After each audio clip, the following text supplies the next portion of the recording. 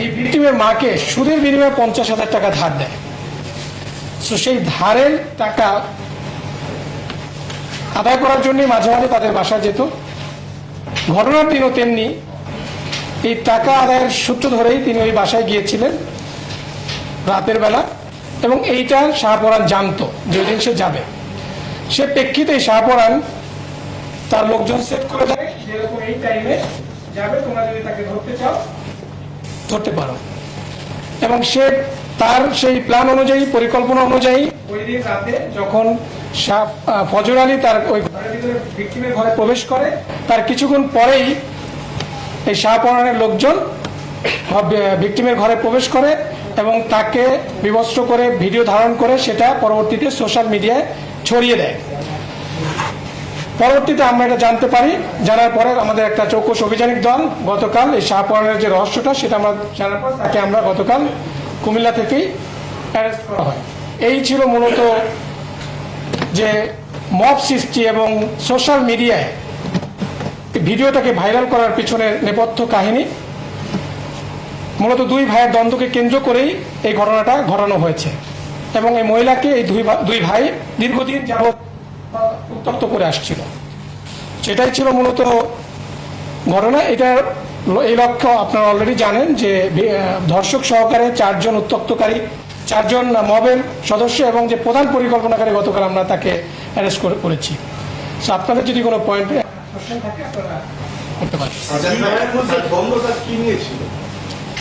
আমি বলেছি শুরুতেই যে দুই ভাইয়ের মধ্যে দ্বন্দ্বটা মূলত দুইজনেই এই মহিলাকে উত্তক্ত করতো। এই যে দুই ভাই এই মহিলাকে উত্তপ্ত করতো, দুই ভাই কি ওই নারীর সাথে শারীরিক কোনো সম্পর্কে গিয়েছিল কিনা, যে এক ভাই বঞ্চিত হচ্ছে যে কারণে, এবং গ্রামের সালিশটা হয়েছিল কি? দেখুন, উত্তপ্তটা নিয়েই আমরা শারীরিক সম্পর্ক কিনা এটাকে সেন্সিটিভ বিষয়, এটা আমরা এসে না বলি, এটা তদন্ত আরো বেরিয়ে আসবে। আমরা তো গতকাল তাকে অ্যারেস্ট করেছি, আরো জিজ্ঞাসাবাদ করে ভিতরে কি ঘটেছে, তাদের মধ্যে কি সম্পর্ক ছিল সেটা আসলে তদন্তে বেরিয়ে আসবে। সো আমরা শুধু এতটুকু এখন পর্যন্ত যেটা পেয়েছি যে মহিলাকে, এবং আপনারা বিভিন্ন সোশ্যাল মিডিয়ায় তার ইন্টারভিউ দেখেছেন, বিভিন্ন টিভি চ্যানেলে এটার ইন্টারভিউ নিয়েছে, তার সেখানে সে বলেছে তাকে দীর্ঘদিন যাবৎ উত্তপ্ত করে আসছিল। সেই উত্তপ্তের প্রেক্ষিতে দুই ভাইয়ের মধ্যে দুজনেই একজনের পিছনে ছুটছে, তো সেখান থেকেই মূলত তাদের মধ্যে একটা দ্বন্দ্বের সৃষ্টি হয়। সেখান থেকে একটা গ্রাম্য সালিশ হয়, সেই সালিশে ফজর আলী কর্তৃক শাহপরান হেনস্থার শিকার হয় এবং সেখান থেকেই এই শাহপরান ফজর আলীর বিরুদ্ধে একটা অ্যাকশন নিতে চায় এবং সেটারই প্রতিফলন ছিল 26শে জুনের যে ঘটনাটা।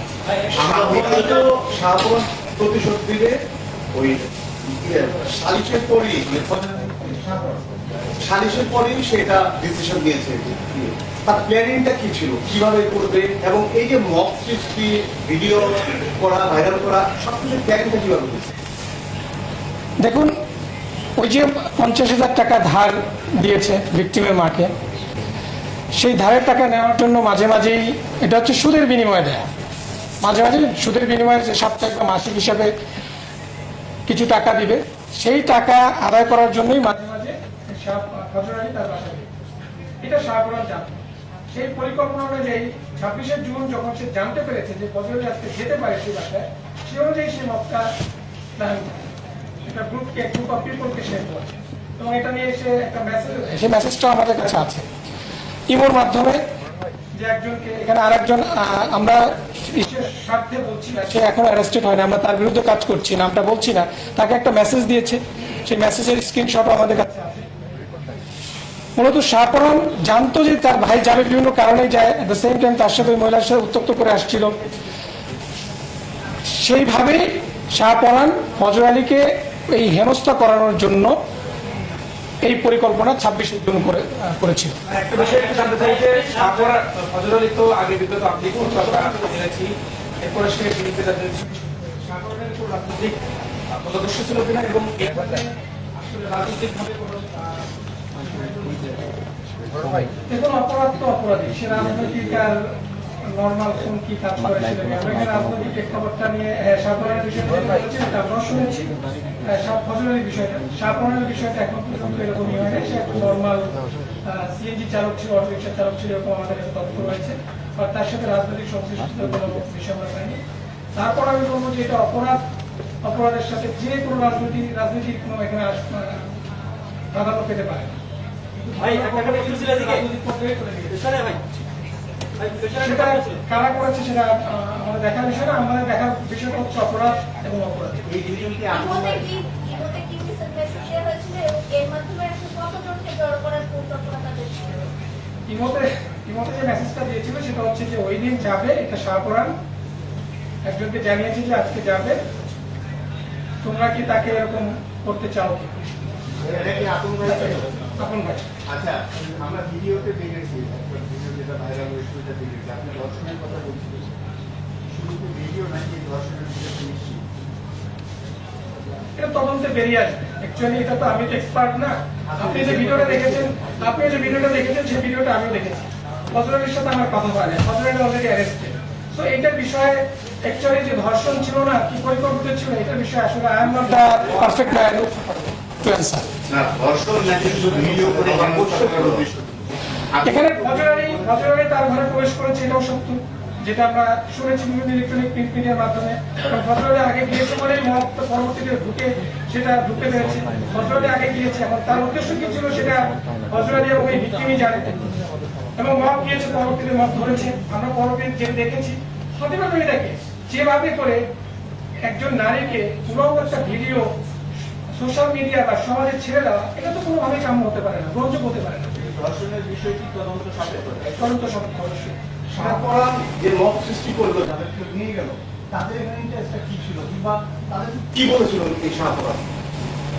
ইয়াং জেনারেশনকে তো আপনার শাহপরানের একটা উদ্দেশ্য ছিল যে শাহপরানের কিছু লোকজন ছিল এবং দীর্ঘদিন উত্তপ্ত করছিল।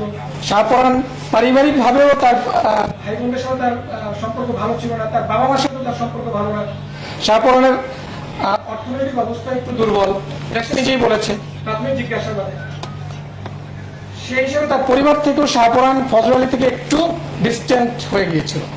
সে সব মিলিয়েই এই ফজর আলীকে একটু শায়েস্ত করার উদ্দেশ্যে মূলত এই পরিকল্পনাটা করে। অ্যাট দ্য সেম টাইম দুজনই এই মহিলাকে উত্তপ্ত করতো, যেটা বলছি যে দুইজনেরই এখানে দুই ভাই উত্তপ্ত করছিল। তো এখানে বড় ভাই ছোট ভাই, এবং এই ঘটনাকে কেন্দ্র করে তাদের মধ্যে সালিশ হয়েছিল। সেখানে ফজর আলী কর্তৃক শাহপরানের হেনস্থার শিকার হয়েছে। সেটা থেকেই এই প্রতিশোধটা নেওয়ার জন্যই ফজর আলীকে শায়েস্ত করার জন্যই মূলত এই ঘটনাটা সে সাজিয়েছে। অন্যরা কেন গেল? এর সাথে ফজর আলী ঝামেলা চলছে, অন্য জায়গায় নিয়ে গেল, এগুলো টাকা পয়সা দিচ্ছে নাকি? এইটা তদন্তে বেরিয়ে আসবে, তদন্ত হোক। অলরেডি 4 জন অ্যারেস্টেড। এটা নিয়ে অলরেডি আপনারা জানেন যে গতকাল আদালত ওঠানো হয়েছিল। তানদিনের আমরা তদন্ত করছি না, আমরা আসামি যারা আমরা শাহপরানকে পেয়েছি, শাহপরানের কাছ থেকে যে তথ্যগুলো পেয়েছি সেটাই আমরা বলছি। বাট পরবর্তী যে জিনিসগুলো কেন এটা ডিটেল আরো ইনভেস্টিগেশন করে বেরিয়ে আসবে। মোট গ্রেপ্তারটা সোফার এটা নিয়ে 6 জন, আজকে এটা নিয়ে 6 জন। আই থিঙ্ক মোটামুটি শেষ। মুরাদনগরের বিষয়টা যে এই ঘটনার পরে গতকালকে আমরা আরেকটা ঘটনা দেখলাম যে মাদকের মা এবং তার 2 সন্তান ছেলে মেয়ের হত্যা করা হয়েছে। তো এই যে একের পর এক শিরোনামে মুরাদনগর, ওখানকার আপনারা মানে এই বিষয়টা কিভাবে দেখছেন? অবশ্যই অপরাধ হলে সেহেতু ভালোভাবে দেখার প্রশ্নই আসে না। আমরা ভালোভাবে দেখছি না, এটা নিয়ে আমরাও কাজ করছি, অন্যান্য আইন শৃঙ্খলা বাহিনীও কাজ করছে। আপনারা জানেন যে গতকালের ঘটনার সম্পর্কে আপনারাও যা জানেন আমিও ততটুকুই জানি। বাট তারপরে এটা নিয়ে ইনভেস্টিগেশন চলমান আছে, আমাদের কার্যক্রম চলমান আছে। এটা একটা বিশাল মত, যেভাবে করে পুরা এলাকাবাসী দেখে মনে হচ্ছে যে খুবই ক্ষিপ্তই ছিল। ক্ষিপ্ত না থাকলে পুরো এলাকাবাসী গিয়ে এভাবে করে নির্মমভাবে 3 জনকে মারতে পারে না। এবং তারাও যে যতটুকু জানতে পেরেছি তারা মাদক ব্যবসার সাথে রিলেটেড ছিল, সংশ্লিষ্ট ছিল। তো সে প্রেক্ষিতে ঘটনা ঘটেছে। এটা আমরা পরবর্তী দিনে আমরা কাজ করছি। আমাদের সাকসেস আসলে অবশ্যই আপনাদেরকে পরবর্তী দিনে ডিটেল জানানো হবে। Thank you.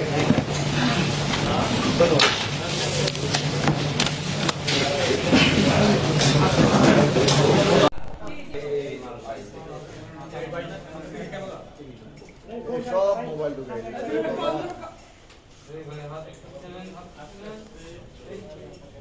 একটু দাঁড়ান, তারপরে যান, একটু দাঁড়ান।